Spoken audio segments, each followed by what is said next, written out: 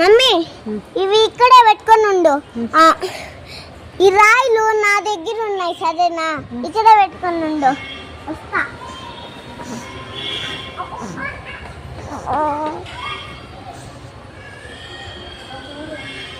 ఇంకా పన్విత్ జోషిత్ పన్విత్ ఎంజాయ్ చేసావా తిరుమల? బాగుందా? నచ్చిందా? నెక్స్ట్ టైం వద్దామా మళ్ళా? ఎప్పుడు వద్దాము? రేపు వద్దామా?